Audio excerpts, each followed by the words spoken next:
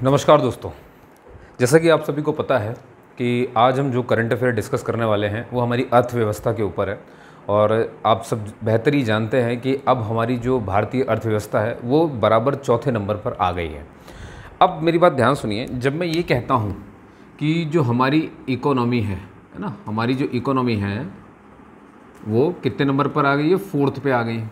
तो बनी बात है, हमने किसी को तो रिप्लेस किया होगा, इससे हमारे ऊपर कोई तो रहा होगा। कैसे पता चलता है? ये इंडियन इकोनॉमी है भाई, है ना। और ये कैसे मालूम चलता है 4th वगैरह? ये सब हम देखते हैं जीडीपी के थ्रू, है ना, कि हमारा टोटल जीडीपी जो है, टोटल जीडीपी वो हमारा कितना रहा है। तो देखिए, हमारा जो टोटल जीडीपी आया है वो आया है 4.19 लाख करोड़ डॉलर। ये भी मैं इस आपको 4.19 याद रखना है, मेन तो यही है। देखिए, सबसे ऊपर जो इकोनॉमी है वो है यूएसए की, ठीक, ये नंबर 1 पर है, फर्स्ट।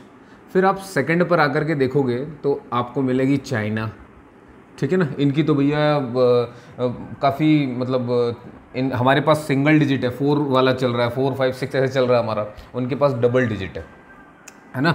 और थर्ड नंबर पर नो डाउट आपको पता होगा कि जर्मनी आता है, ठीक। और 4th नंबर पर पहले था जापान, है ना, और हमने उसको पछाड़ दिया और हम 5वें नंबर पर आते थे, और अब हम ऊपर हो गए हैं और जापान नीचे हो गया है, ठीक है। यानी कि अब हमारा नंबर 4th हो गया है और 5th नंबर पर कौन आता है? जापान की इकोनॉमी आती है। तो देखो, हमने जापान को तो पीछे छोड़ दिया, ठीक है, हम खुद 4th पर आ गए। देखिए, जापान और हमारी जीडीपी में थोड़ा सा ही अंतर है। जापान की जो टोटल जीडीपी है ना वो आती है 4.18 लाख करोड़ डॉलर, और हमारी कितनी? 4.19। जर्मनी की कितनी है? जर्मनी की आप अगर जीडीपी देखोगे, क्योंकि हमें क्या करना है, हमें तो तीसरे नंबर पर आना है थोड़े समय के बाद, तो उनका कहना है कि जो यहाँ की जीडीपी है जर्मनी की वो मिलेगी आपको 4.74 लाख करोड़ डॉलर, ठीक है, इतना मिलेगा आपको। अच्छा, समझना इस बात को। अब देखो, आंकड़ों से देखो आप, ये भी 4.74 है, हम 4.19 है। तो लोग कहते हैं कि हम यहाँ से यहाँ तक का सफ़र सिर्फ 2 से 3 साल के अंदर कर लेंगे, है ना, 2 से 3 साल के अंदर हम कर लेंगे। चलो, ये तो एक बात हुई कि चलो भैया, मतलब हमारी इतनी पहुंच हो गई, हम इतने ताकतवर हो गए कि अब हमारी जो अर्थव्यवस्था है वो चौथे नंबर पर आ चुकी है। लेकिन अब ज़रा बहुत ध्यान से देखना भाई, कोई भी अर्थव्यवस्था वगैरह आप ये कैसे समझते हैं? मतलब अर्थव्यवस्था मजबूत होने का मतलब तो ये हुआ ना कि सारे अमीर हो रहे होंगे। लेकिन ज़रा ध्यान से देखो, ये तो हो गई हमारा पूरा भारत टोटल कितना, अगर उसकी रकम लगाई जाए तो कितने रकम का है वो इतना दिख रहा है आपको। अब इसके एक एक आदमी की जो निकाली गई वो कितनी है, ज़रा ध्यान से देखना। तो मैं भी यहाँ पर लिखने वाला हूँ कि प्रति व्यक्ति, है ना, प्रति व्यक्ति आय, एक व्यक्ति की आय, है ना, और ये किस पे निकाली जाती है? हर साल वाले, साल पर, दर जो है वो साल पर कैलकुलेट होगी, और ये आती है करीब करीब 2.5 लाख, है ना, 2.5 लाख। मतलब देखो, ये सालाना है, ध्यान रखना, महीना नहीं। मतलब हमारे यहाँ का अगर निकाला जाए एवरेज, तो एक व्यक्ति कितना कमा रहा है? साल में 2.5 लाख रुपए कमा रहा है। यानी महीने का आप देखोगे तो मान लो उसको कितना मिल रहा है, 20-22 हज़ार रुपये वो मंथली कमा रहा है, ऐसा हर आदमी के लिए। लेकिन क्या हकीकत में ऐसा होता है? नहीं। अब एक और बात ध्यान सुनो आप, लेकिन अगर आप यही चीज़ जापान के लिए देखोगे ना, ये तो इंडिया के लिए हो गई, अगर आप यही चीज़ जापान के लिए देखने लगो, प्रति व्यक्ति आय उनकी साल की, तो आप पाओगे कि वहाँ पर आपको 28.9 लाख रुपीज़ मिलेगा पर ईयर। तो देखो जरा ध्यान से, तो हमने जिस इकोनॉमी को पीछे छोड़ दिया, वहाँ पर व्यक्ति की आय सालाना हमसे कितनी ज़्यादा है, देख रहे हो आप? 28 है भाई, लगभग समझ लो कि 29 लाख ही हो गई सीधे, है ना। 29.8 है शायद, मैंने इसे वैसे लिया, छोड़ो उसको, उससे मतलब नहीं है, मतलब है तो इतनी लगभग। और हमारी देखो 2.5 लाख है, तो हम 2.5 लाख वाले, है ना, प्रति व्यक्ति आय हर साल, हम हो गए ऊपर और ये हो गए नीचे। ऐसा कैसे हो गया? उसकी एक वजह तो ये देखो क्या है कि तुलना इसलिए भी जापान से हम नहीं कर सकते, भले आप ये आंकड़ों देख करके तुलना करने लग जाओ, लेकिन तुलना इसलिए नहीं कर सकते क्योंकि जापान में महंगाई बहुत ज़्यादा है ना, महंगाई बहुत ज़्यादा, हमसे तो बहुत ज़्यादा महंगाई है, इसीलिए वहाँ पर आपको ऐसा नज़र आता है, ठीक। लेकिन भले आप ऐसा नहीं भी करो, मतलब इसकी तुलना इससे नहीं भी करो, तो भी आप ज़रा ध्यान से देखो कि हम आते हैं सालाना, हमारे यहाँ के एक आदमी जो कमा रहा है साल में वो 2.5 लाख रुपए, और हम जो है इकोनॉमी में इतना आ रहे हैं। तो आपको साफ दिख रहा है कि हकीकत तो ये है ही नहीं। हमारे यहाँ तो बहुत सारे लोग गरीब है, क्या सबको 2.5 लाख रुपए सालाना मिल रहा है? नहीं भैया, कई तो बेरोजगार घूम रहे हैं, आपको पता टोटल युवा कितने हैं भारत में? मतलब देखो, इसकी बधाई ना युवाओं को दी जाती है, मतलब सभी को दी जाती है कि अपनी अर्थव्यवस्था इतनी हो गई है। देखिए, तो हमारे यहाँ जो युवा है ना टोटल, वो 80 करोड़ है, ठीक है। अब अगर मैं आपसे बोलूँ कि पॉपुलेशन का 80 करोड़ कितना है, तो आप पॉपुलेशन के मामले में आप देखोगे कि 65% हमारी जो जनरेशन है वो युवा है, वो यंग है ना, इतने लोग हैं। अब यही है, देखो पॉपुलेशन ही तो हमारा सारा खेल है, हम पॉपुलेशन से ही तो आगे बढ़ रहे हैं। ठीक है, क्या होता है पॉपुलेशन, दो चीज़ देता है पॉपुलेशन, एक तो आपको दे देता है मार्केट, दूसरा सबसे इंपॉर्टेंट चीज़ है लेबर, और लेबर में भी अगर स्किल नहीं है तो स्किल सिखा दो तो भी काम बन जाएगा। तो इतनी कुछ चीज़ें करते हुए हम जो है यहाँ से वहाँ का सफ़र तय कर लेते हैं। आप समझ रहे हैं मैं क्या कह रहा हूँ? इसलिए युवाओं को बधाई दी थी कि भाई 80 करोड़ तो आप युवा ही हो गए, 65% जनसंख्या का ये हो गए, तो हमारा यही बल है, जितना बड़ा मार्केट हमारा है इतना बड़ा मार्केट और कहीं है ही नहीं, सबको तो यहीं पर आना है, इसी वजह से हम यहाँ पर पहुँच गए। तो मैं ये बताने की कोशिश कर रहा हूँ आपको कि 2.5 लाख पर ईयर कि अब देखो यही तो दिखाता है ना कि देखो कैसे डिफरेंस आता है। इसका मतलब ये है कि ये जो अर्थव्यवस्था इतनी बढ़ रही है वो हर एक आदमी के खाते में तो इतना आ ही नहीं रहा है साल में, तो फिर ये किसकी होगी? ये अमीरों के जेब में और अमीर पैसा जाने वाली बात है। बनी बात है तभी तो हमारी, भाई अगर मेरे जेब में उतना पैसा नहीं आ रहा है और फिर भी मेरी इंडियन इकोनॉमी ग्रो कर रही है, मतलब पैसा मेरे पास नहीं आकर किसी और के पास जा रहा है, तो ये बताता है कि देखो किस तरह से हमारे यहाँ आर्थिक रूप से डिफरेंस आ जाता है। अब फिर क्या होता है, जब ये डिफरेंस आता है तभी आप देखोगे कि जब हमारा वो निकाला जाता है ह्यूमन डेवलपमेंट इंडेक्स जब आता है ना, मानव सूचकांक जब ये देखते हैं, मानव विकास सूचकांक जब आता है, तो उसमें हम कहाँ रह जाते हैं? उसमें हम बहुत नीचे रहते हैं, डाउन। तो अभी जब इसकी रिपोर्ट आएगी तब आपको मालूम चल जाएगा कि हम हैप्पीनेस में नहीं है, कमाने में नहीं है, मालूम है ना उसके कुछ पैरामीटर्स उसको तय करने के। तो एक तो आर्थिक रूप ही है ना, आर्थिक है तो आप हैप्पीनेस आप खरीद पाओगे, कर पाओगे हैप्पीनेस।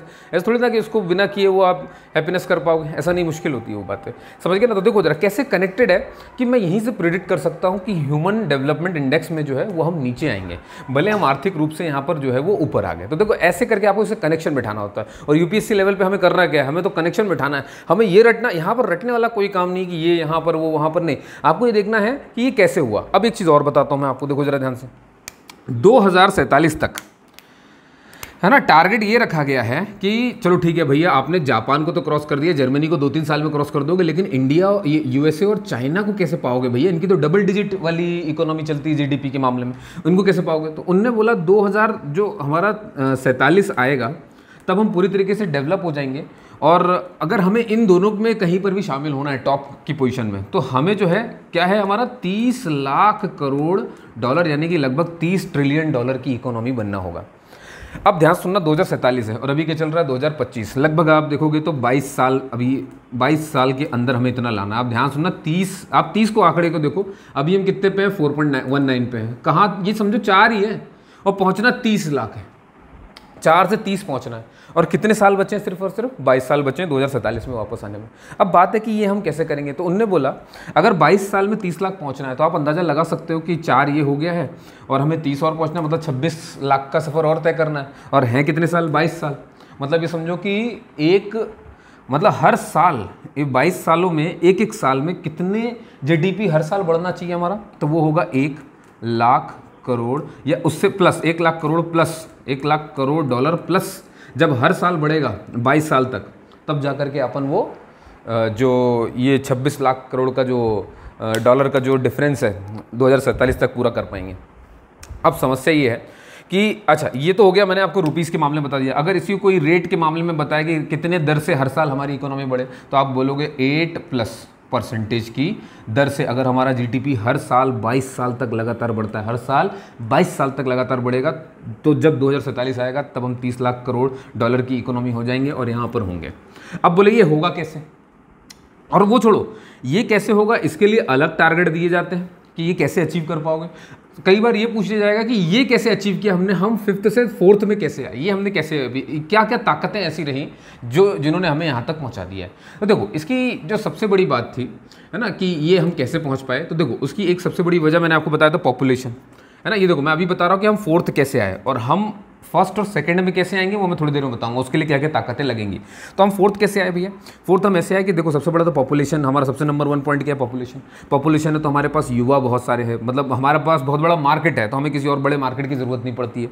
दूसरा क्या, हमारे पास बहुत बड़े लेबर है, लेबर स्किल्ड लेबर भी मिल सकता है, सब कुछ मिल सकता है, तो हमें ये, और लेबर बहुत ज़्यादा है, पॉपुलेशन बहुत ज़्यादा है, इसलिए हमें सस्ते में मिल जाता है श्रम में, ये बात आपको समझनी है। सेकेंड पॉइंट क्या है, क्या ताकत बनी हमें 5th से 4th ले आने में? तो वो थी भैया हमारी जो इकोनॉमी है, हमारी जो इकोनॉमी है उसमें विविधता बहुत है। सर ये विविधता का मतलब क्या है? इसमें क्या ना बहुत सारे चीज़ें अलग अलग है। जैसे कि आप देखोगे कि अगर कोई पूछे कि इंडिया की मैक्सिमम पॉपुलेशन किस पर डिपेंडेंट है, तो आप देखोगे कि जो इंडिया की 40 से 45% की जो पॉपुलेशन है वो अभी भी डिपेंडेंट है किस पर? कृषि पर, यानी कि एग्रीकल्चर पर। लेकिन अब आप देखना जरा क्या होता है कि भाई अगर इतनी सारी पॉपुलेशन इस पर निर्भर करती है तो एग्रीकल्चर जीडीपी में कितना कमा के देता है भाई, एग्रीकल्चर कितना कमाता है। तो आप हैरान रह जाओगे कि जो जीडीपी है ना, जीडीपी में एग्री का जो परसेंटेज है वो मात्र 16% है। अब देखो हमारी आधी जनसंख्या लगभग कृषि पर डिपेंड करती है, उसी से अपना जीवन चलाती है, लेकिन उसी कृषि का हमारे जीडीपी में यानी टोटल आय में 16% मात्र है। सबसे ज़्यादा किसका है? सबसे ज़्यादा आप देखोगे कि हमारा सर्विस सेक्टर का है, सेवाएं का, जैसे कि नर्स हो गया, है ना, सेवाएं हम बहुत देते हैं, सर्विस सेक्टर है और करीब करीब 53% इसका वो आता है। ऐसे ही हम थोड़ा बहुत आईटी सेक्टर में भी अच्छा करने लगे तो उसका भी कुछ परसेंटेज आ जाएगा। हम बात ये है कि ये तो चलो हो गई ये दो बातें, और इसके अलावा क्या दूसरी तीसरी ताकत ये आपकी बनती है, जैसे मान लीजिए हमारे यहाँ आता है foreign direct investment, foreign institutional investment, है ना, या मुद्रा, विदेशी मुद्रा भंडार। अब ये सब क्यों आएगा भैया हमारे यहाँ? देखो ये सब इसलिए आएगा क्योंकि लोगों को ये लगता है कि बहुत बड़ा मार्केट है ना, बाहर के लोगों को ये लगता है तो हम यहाँ पर अपनी कंपनी खोलेंगे, ठीक है, यहाँ पर हम अपनी कंपनी खोलेंगे तो इनका बहुत बड़ा बाजार है। देखो यहाँ कंपनी क्यों खोलना चाहेंगे? क्या है कि अपने वहाँ से लेके आएंगे तो ट्रांसपोर्टेशन का चार्ज जुड़ करके महंगा पड़ जाएगा, इससे अच्छा कंपनी यहीं खोल दो। यहाँ लोग इतने सारे हैं, सस्ता मोबाइल सबको चाहिए क्योंकि इतना पैसा उनके पास है नहीं, तो वो सोचते 10-12 हज़ार में हमें मिल जाए। दूसरा EMI जोरों शोरों से चल रही है तो लोग और खरीद ही रहे हैं, इसीलिए लोग यहाँ पे खरीद रहे हैं। तो ये क्या दिखाता है हमारे विश्व में, हमारी पहचान क्या बनाता है कि हमारे पास बहुत मतलब आर्थिक जो रूप है उस तरह से यहाँ पर कोई भी आएगा तो बहुत स्ट्रांग हो जाएगा। इसीलिए हमारे पास आएगा फॉरेन का इन्वेस्टमेंट, है ना, चाहे वो इंस्टीट्यूशनल बेस में आए चाहे वो डायरेक्ट आ जाए। क्लियर है कहानी? तो तीन चीज़ों ने हमें यहाँ 5th से उठा के कहाँ रख दिया? Indian economy. याद रखना, पॉपुलेशन जिसकी दो मार्केट बहुत बड़ा, लेबर, और इकोनॉमी में विविधता बहुत सारी हो जाना, है ना, कि आप देखोगे आधी पॉपुलेशन इस पे है लेकिन उसका परसेंटेज इतने पे है, सर्विस सेक्टर का इतना इतना इतना दिख रहा है आपको, सर्विस सेक्टर में हम कितना कमा रहे हैं, और FDI और FII हो गया। अब सवाल ये आता है सर 2047 तक हम ये कैसे अचीव करेंगे? तो देखिए अमिताभ कांत जी ने बड़ी प्यारी बात बोली, कुछ पॉइंट उन्होंने बताए हैं। उन्होंने बोला अचीव कर लोगे, लेकिन इसके लिए आपको क्या करना पड़ेगा? इंडिया को बनना पड़ेगा मैन्युफैक्चरिंग हब, है ना। देखो हम मैन्युफैक्चरिंग ही कम कर पा रहे हैं। आप सोचते हो indigenous mobile, indigenous parts, indigenous पोत, इंडिजीनियस बहुत सारी चीज़ें हम इंडिजीनियस बोलते हैं, मतलब यहीं पर ज़्यादा बने हुए देखिए जो खुद नहीं बना पाएंगे तब तक वो इकोनॉमी ऊपर नहीं उठ सकती। तो हमें क्या करना है? मैन्युफैक्चरिंग का हब बनना होगा, बहुत सारी मैन्युफैक्चरिंग करनी पड़ेगी। दूसरा क्या करना पड़ेगा? दूसरा ये हो जाए कि भैया इनोवेशन को आप बढ़ावा दो, है ना, इनोवेशन को बढ़ावा दो, रिसर्च को बढ़ावा दो, ठीक है ना, रिसर्च करवाओ, उनको बढ़ावा दो, आसानी से लोन मिल सके, है ना, लोन जो है वो इजीली अवेलेबल हो, ज़्यादा नियम कायदे कानून ना हो, GST के जो नॉर्म्स हैं वो भी थोड़े से आसान होने चाहिए। ऐसे करते करते उन्होंने बहुत कुछ बताया हुआ है। क्लियर कहानी? तो ध्यान मेन ये रखना है कि इंडिया को मेन क्या बनना है? Manufacturing hub. अब देखिए इतनी सारी कहानी मैंने आपको बताई, है ना, कि किस तरह से ह्यूमन डेवलपमेंट इंडेक्स। अच्छा अब एक और चीज़ आप देखोगे कि अखबारों में या न्यूज़ चैनलों पे दो तरह की बातें हो रही हैं। कैसी वो दो तरह की बातें हैं? बातें वो इस तरह से हैं कि कुछ लोग कहते हैं कि हम इंडियन इकोनॉमी 4th बन गए हैं, कुछ बोल रहे हैं कि हम बन जाएंगे इस साल के एंड तक। अब इस दोनों में से क्या सही है मैं थोड़ा सा आपको समझा देता हूँ। देखिए हुआ क्या कि अप्रैल में, है ना, अप्रैल में जो हमारा इंटरनेशनल मॉनेटरी फंड है उसने एक रिपोर्ट निकाली। उसकी रिपोर्ट का नाम क्या था भैया? World economic outlook report. और सोचो जरा, अप्रैल में ये बात उन्होंने कहा था कि हमें ऐसा लगता है कि इस साल जो इंडियन इकोनॉमी है वो 5वें स्थान से 4थे स्थान पर आ जाएगी, और उसकी वैल्यू इतनी ही लिखी थी 4.19, और देखो इतनी ही निकल के आ गई। लेकिन ये बात अप्रैल की है, तो देखो ये उन्होंने कहा था कि ऐसा हो सकता है। लेकिन जब ये रिपोर्ट आई ना, तब हमारे यहाँ जो नीति आयोग के अभी क्या कहते हैं CEO हैं BVR सुब्रमण्यम जी, उन्होंने जब ये रिपोर्ट निकाली तो उन्होंने कहा कि आप ये कह रहे हो कि इस साल के एंड तक होगा, नहीं हम हो गए हैं। तो आप समझ रहे हैं ना। और प्रधानमंत्री जी ने भी अभी हाल ही किसी संबोधन में ये कह दिया था कि हम हो गए हैं 4th नंबर। इसीलिए क्या हो रहा है कि दो तरह की बातें आपको अखबार में देखने को मिल रही है। अब हम किसकी सुनेंगे? हम सुनेंगे जो सरकार कहती है। समझ गए ना? सरकार क्या कहती है कि देखो ये बात हमेशा रखो, जैसी सरकार वैसे विचार आपको रखने हैं। तो क्योंकि UPSC है ना, UPSC में फाइट ही उस बात की, आपको सरकार के हिसाब से काम करना है, आपको अपने हिसाब से काम नहीं करना है, आपको नियम के हिसाब से काम करना है, संविधान के हिसाब से काम करना है। ये इसका मतलब होता है ना। संविधान से ही सरकार चलती है। कहने का मतलब आप सरकार के विरोध का अनुसरण नहीं करेंगे। ये बात ध्यान सुनिए, क्योंकि भाई हमने तो चुन करके उन्हें वहाँ पे पहुँचाया, जब तक वो कुछ इतना गलत ना करें तो वो गलत सही जो है वो न्यायालय का काम है उसको देखना। आपका जो काम है आपको वो करना है। तो आप समझ गए मैंने क्या कहा आपको, है ना, कि इसी वजह से क्या होता है दो तरह की बातें नज़र आ रही हैं। तो उम्मीद करता हूँ कि आज का वीडियो अच्छा लगा होगा आपको। ऐसे ही हम मिलेंगे कल फिर, है ना, और कोशिश करेंगे आज शाम तक फिर मैं एक वीडियो डालूँ इसमें एक बहुत अच्छी चीज़ें हैं, बहुत अच्छी न्यूज़ है। ये यूपीएससी पीएससी के लिए बहुत काम की चीज़ है। और जो ये समझना चाहें कि इनका लिंक कैसे होता है, तो हम उनको भी देखेंगे, वो भी ये वीडियो देख सकते हैं और आप इसे अपने दोस्तों को भी सजेस्ट कर सकते हैं अगर आपको बहुत अच्छा लगा वीडियो तो। और हम अगले वीडियो में फिर से मिलेंगे कुछ नई जानकारी के साथ और आपके एग्जाम पॉइंट ऑफ व्यू से बात ज़रूर करेंगे। तब तक के लिए जय हिंद, जय भारत दोस्तों।